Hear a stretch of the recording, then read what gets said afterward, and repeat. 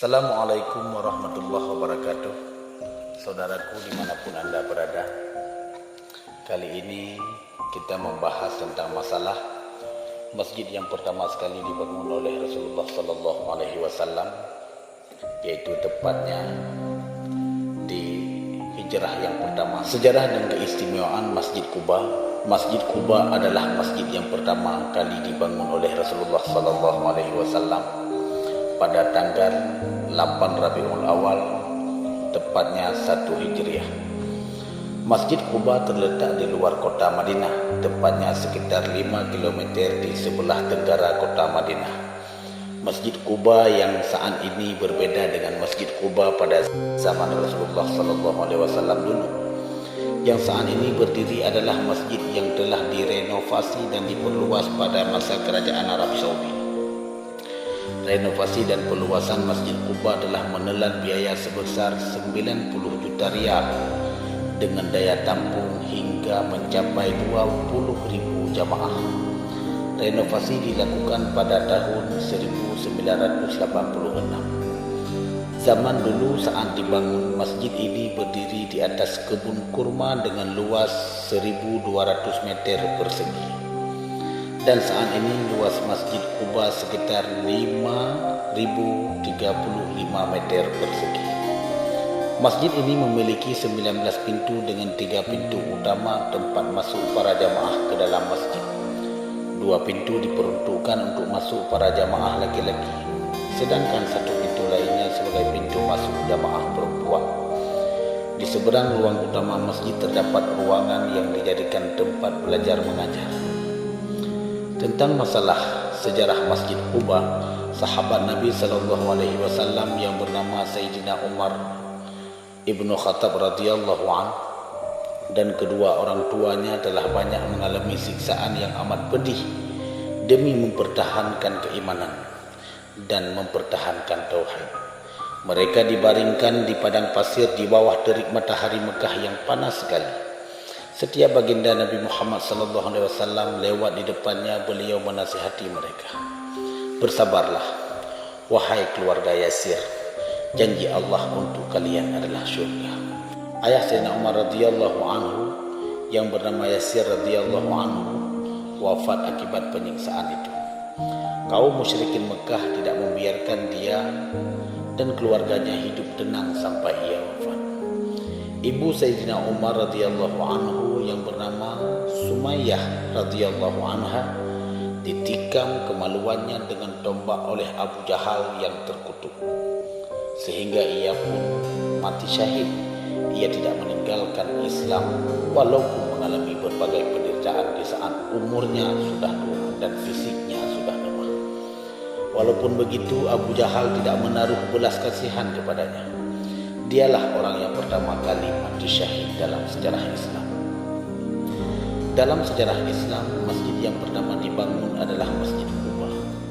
Ketika baginda Nabi Muhammad SAW dalam perjalanan hijrah ke Madinah, di kampung Quba, Sayyidina Umar radhiyallahu anhu mengusulkan untuk membangun tempat berteduh bagi baginda Nabi Muhammad SAW agar dapat beristirahat siang dan mendirikan salat dengan tenang. Lalu Sayyidina Umar radhiyallahu anhu mulai mengumpulkan batu-batu dan mendirikan masjid. Dan Rasulullah SAW adalah yang pertama kali meletakkan batu tepat di kiblatnya. Abu Bakar kemudian datang membawa batu dan meletakkannya. Dilanjutkan Umar yang meletakkan batu di samping batu Abu Bakar. Setelah itu barulah kaum muslimin beramai-ramai membangunnya. Tatkala Rasulullah SAW membangun Masjid Quba, Sayyidina Umar bin Auf datang membawa batu yang diikatkan di perutnya, lalu meletakkan seorang pria, kemudian datang hendak mengangkatnya, tapi dia tidak kuat. Rasulullah pun menyuruh lelaki itu meninggalkannya dan mengambil batu yang lain. Sayyidina Umar radhiyallahu anhu selalu menyertai setiap peperangan dengan penuh semangat.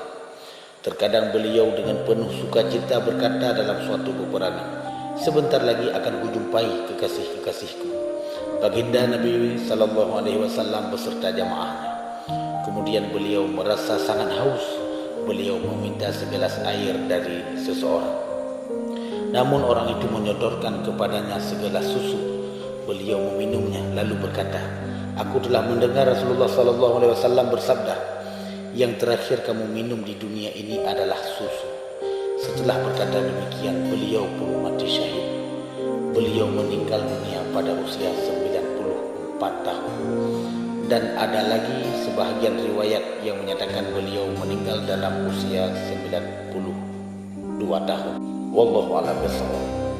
Keutamaan Masjid Quba dalam Quran dan hadis. Sesungguhnya masjid yang didirikan di atas dasar takwa, Masjid Quba, sejak hari pertama adalah lebih patut untukmu salat di dalamnya. Di dalam masjid itu ada orang-orang yang ingin membersihkan diri, dan sesungguhnya Allah menyukai orang-orang yang bersih. Surat At-Taubah ayat 108. Ketika pembangunan masjid ini selesai, Rasulullah SAW mengimami salat selama 20 hari. Semasa hidupnya, lelaki yang dijuluki Al-Amin ini selalu pergi ke Masjid Quba. Setiap hari Sabtu, Senin dan Kamis setelah Rasulullah SAW wafat, para sahabat menziarahi masjid ini dan melakukan salat di sana. Hadis riwayat Bukhari dan Muslim. Salat di Masjid Quba memiliki keutamaan menurut hadis Nabi yang diriwayatkan oleh Abu bin Sahal bin Hunayf radhiyallahu anhu. Ia pernah mendengar Rasulullah SAW bersabda, "Barang siapa yang bersuci di rumahnya, kemudian pergi ke Masjid Quba, lalu ia salat dalam Masjid Quba, maka baginya pahala seperti pahala umrah." Hadis riwayat Tirmizi. Saudaraku yang seiman, seakidah, betapa hebatnya Rasulullah SAW, betapa pentingnya kita mencintai beliau dan tahu seluk-beluk sejarahnya. Pada pertemuan kali ini kita telah mengulas sedikit sejarah tentang masalah Masjid Quba, yaitu masjid yang pertama sekali dibangun oleh Rasulullah SAW. Semoga Allah memberi kita rezeki yang halal. Semoga Allah mengizinkan langkah kita untuk ziarah ke Masjid Quba, untuk tawaf di Baitullah, dan untuk menjenguk baginda Muhammad SAW di Masjid Nabawi. Hanya sekian yang dapat kami sajikan. Kalau ada kekurangan, mohon tulis di kolom komentar. Apabila ada penambahan, silahkan ditulis komentar. Lebih dan kurang kami mohon maaf. Wabillahi taufiq wal hidayah. Assalamualaikum warahmatullahi wabarakatuh.